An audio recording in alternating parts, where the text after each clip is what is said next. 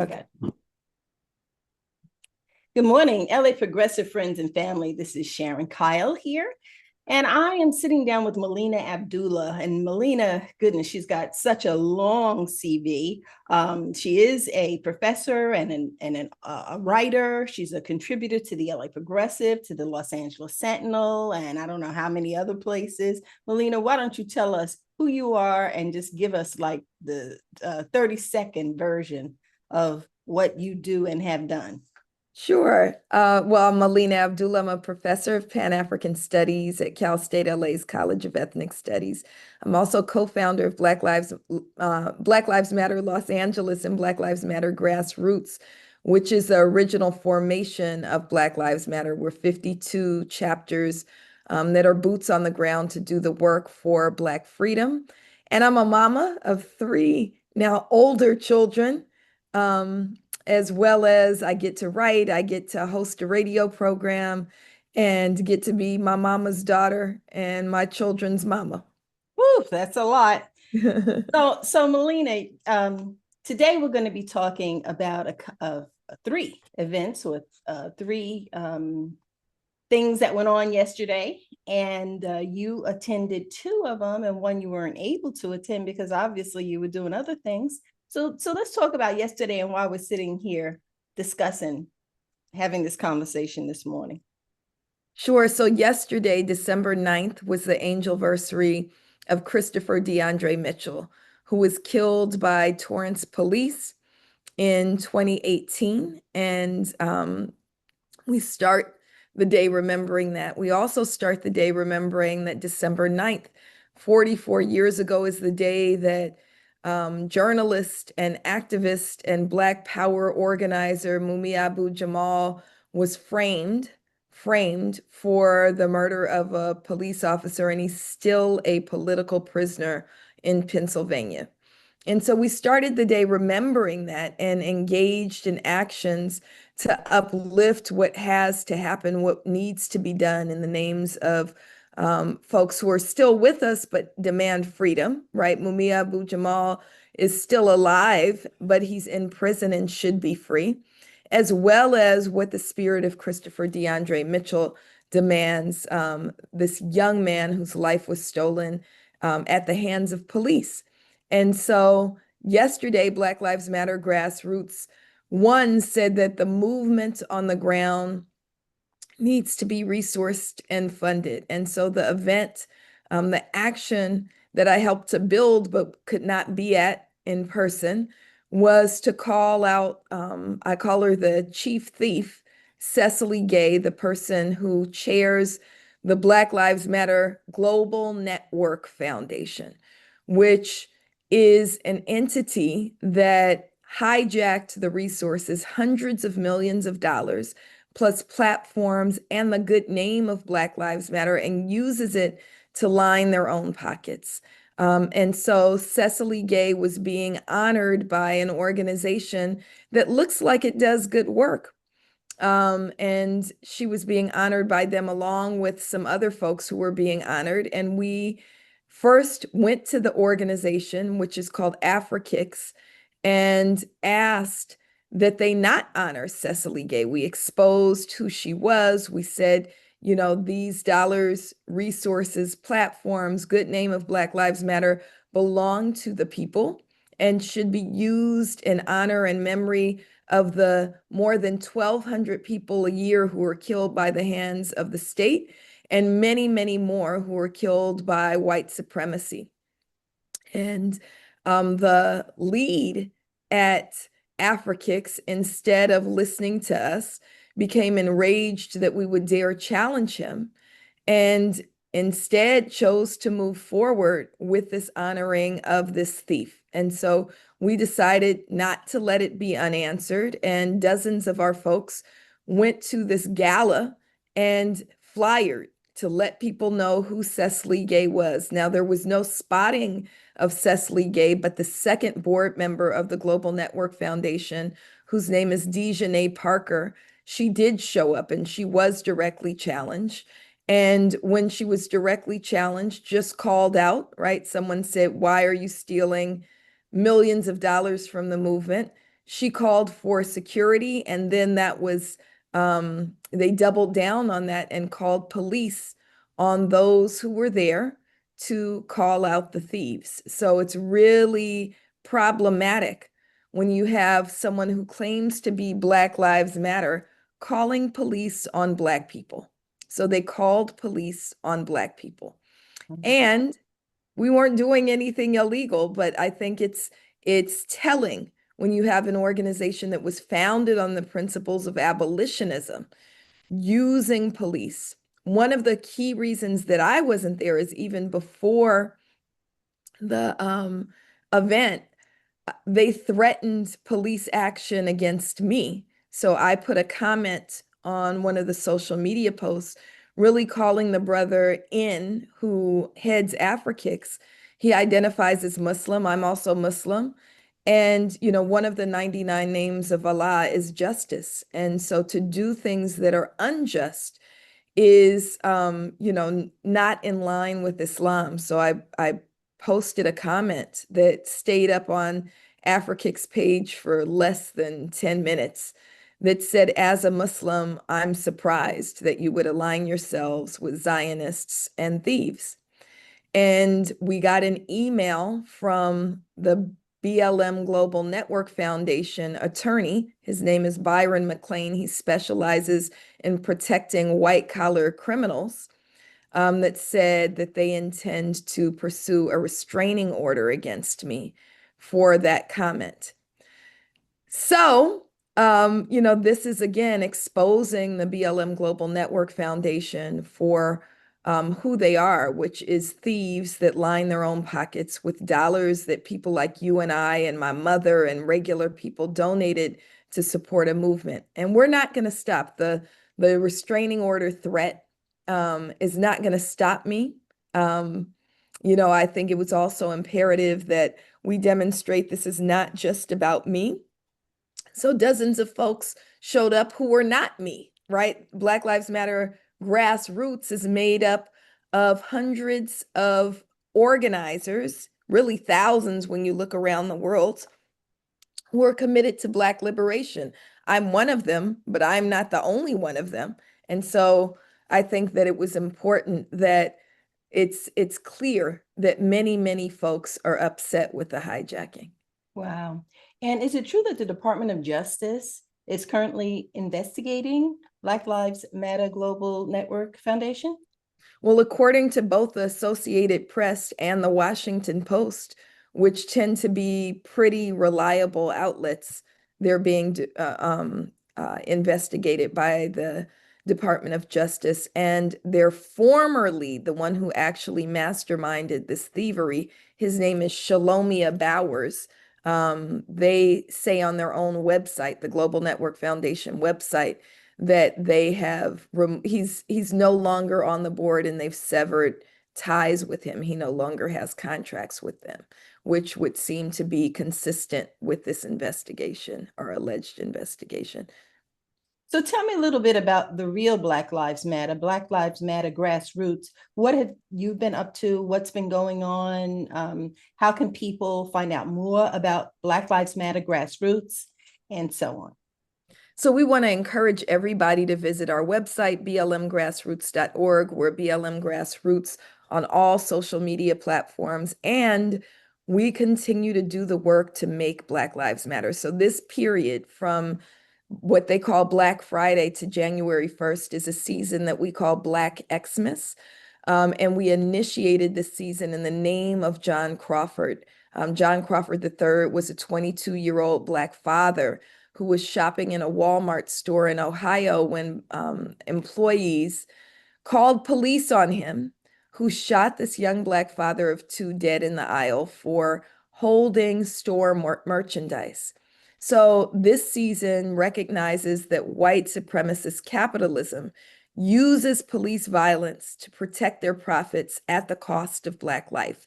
So we say withdraw our dollars from white supremacist capitalist organizations, white corporations, and instead we say build Black, buy Black, bank Black. Build Black means invest in Black-led, Black-serving organizations that advance Black liberation, organizations like Black Lives Matter Grassroots, and also organizations that are local, like in Los Angeles. We say the work that organizations like Students Deserve is doing to really build student power, Black student power in LAUSD, that needs funding and support. The Fernando Pullum Center, which teaches Black children the power of art and provides free performing arts classes for our children, that needs support.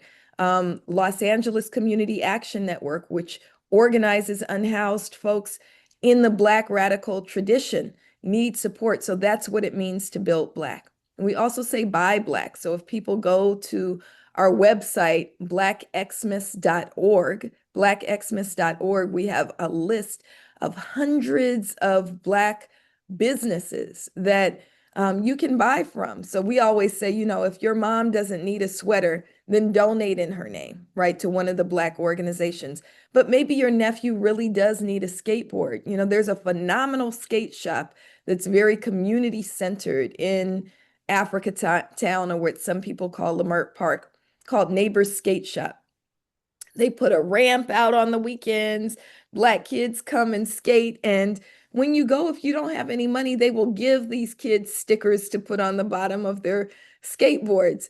But if you need to buy a skateboard, don't buy at Walmart, which is responsible not only for the deaths of John Crawford, but also the death of Stephen Taylor up in the Bay Area and many, many others. Buy it from Neighbors Skate Shop. So that's the second principle, is buy Black. And then the third tenet is to bank Black. And we know that there's story after story of how white corporate banks have been disrespectful to Black customers. We can think about the recent treatment of filmmaker Ryan Coogler, but also we can look at the history of white corporate banks. Chase Bank, for example, Sister Jan laughs at me because I said, why you think it's called Chase? Who you think they was chasing, right? Because their first profit was made off of chattel slavery, right? And so why are we letting them use our money to reap more profit when you could be moving your money to Black banks and credit unions? So the example I give is One United Bank, which is the largest Black-owned bank in the country. But before Black Lives Matter, Los Angeles had a dime to our name.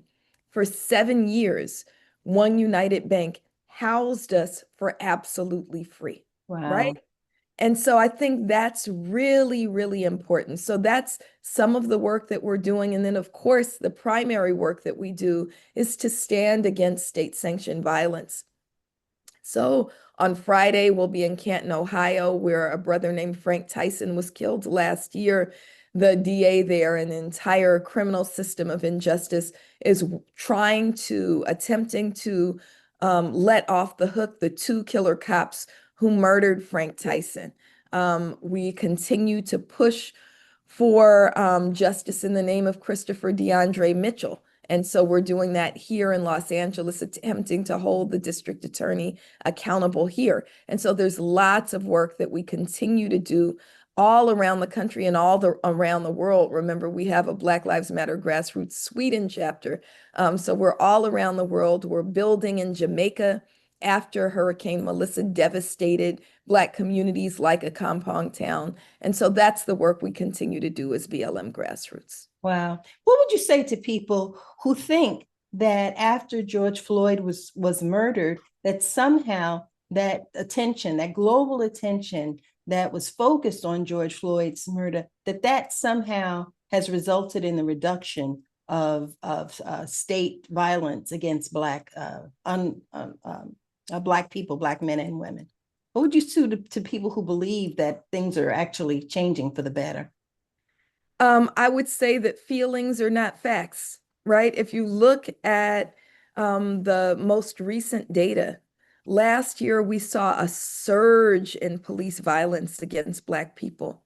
And that surge in police violence, where I think the best studies are at mappingpoliceviolence.us, mappingpoliceviolence.us. I'm really grateful for Brother Sam Singyawe, who leads that work. That we can see what's happening. But beyond what's happening at mappingpoliceviolence.us, and if you look up data that the fascist Trump regime tries to hide from us, we know that there are surges all across the country. I'll also say that in locales where there's strong movement, that's the only place that has kept police violence down. And so that's also validated that movement actually is effective. But beyond the police violence, we have to remember that police violence is one form of white supremacist violence. And so if we just look at 2025, if we look at the fact that Black men have been found hanging from trees in record numbers, right? Trey Reed in Mississippi. We have another case in another part of Mississippi. We have a case in Louisiana. We have cases in California where Black men have been found hanging from trees. We know that white supremacist violence is soaring.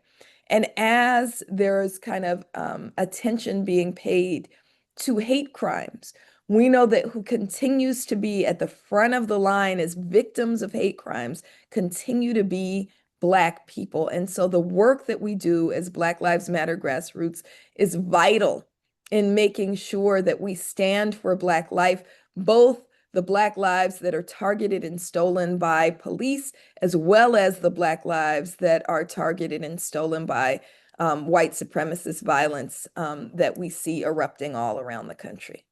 Yeah, yeah. So is there anything else? Did we talk about all three events? We didn't. So just very quickly, I would love to just uplift that yesterday on the 44th anniversary of the targeting and arrest of Mumia Abu-Jamal, who was a leader in the Black Panther Party when he was just 14 years old.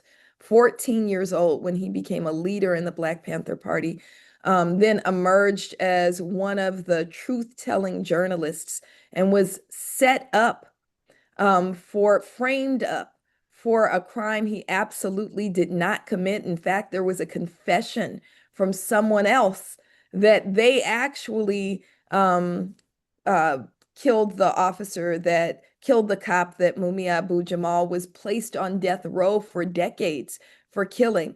That on the 44th anniversary, Black Lives Matter grassroots, Black Lives Matter Los Angeles was honored to host the son of Mumia Abu-Jamal. His name is Jamal Ibn Mumia, which my daughter and I, my oldest child and I think is just such a beautiful name, right? In Islam, in Arabic, Mumia Abu-Jamal means Mumia, father of Jamal. And his son's name means Jamal ibn Mumia means Jamal, son of Mumia. So that just shows how much deep, deep love this father and son duo have for each other. They speak almost every day, despite the fact that Mumia is in prison and has a life sentence and has medical conditions. We are fighting for the freedom of Mumia Abu-Jamal. So Jamal ibn Mumia reminds us that it's the people that will get Mumia free. We were also grounded in the fact that we did fight and win the freedom of Dr. Matulu Shakur. We did fight for and win the freedom of Baba Sekou Odinga. We did fight for and keep free Mama Assata Shakur. And so the people will get Mumia free. The people won Rochelle McGee's freedom, right? And so with the passing of people, your listeners and readers know that Imam Jamil Al-Amin died in prison and we were not able to get him free. And so that should be motivation to us to fight wholeheartedly to free Mumia Abu-Jamal. Black Lives Matter grassroots, we don't have a whole lot of money, but what little money we have, we're donating some to his defense so that Jamal ibn Mumia can continue to do these freedom tours and go around the country and speak about his father. And we're encouraging people to follow his work, freedomfromframeup.org, freedomfromframeup.org, because he's fighting for absolutely his father, but also the way against the way in which the criminal system of injustice frames political folks, right? And this country still has political prisoners. Yes. Well, There's so much work to be done, Melina. I was really encouraged to hear you say that in the cities where there's Black Lives Matter grassroots activism, that we are seeing a reduction in police violence against Black people in those areas. So that at least gives you some sense that we just need to get more people, get this this YouTube or this video or this article that I'm going to write, share it, please. LA Progressive has, actually, we've been around since the beginning of the Black Lives Matter movement, early, and have been amazed at what has been accomplished down in Africa Town, Lamert Park, whatever people are calling it. It's amazing what your organization is doing, and we like to continue to keep your voice uplifted. Thank you so much, Sister Sharon. Thank you for telling the truth, for being, we always use the African proverb that until the lion tells the story, the hunter will always be the hero. And so we're grateful that you are one of our fiercest lions who tell our stories so beautifully and accurately, and you do it in a way that inspires people to take action, because the people, we do have power. We do have power. We just have to make sure that we use it and are courageous as we fight for our own freedom. Thanks, Melina. Well, it's been a pleasure being here with you, and we will get together again soon. I want us to do I've said this before. I think I just need to put it on the calendar. We just need to do a regular conversation. So I love that. Thank you so much.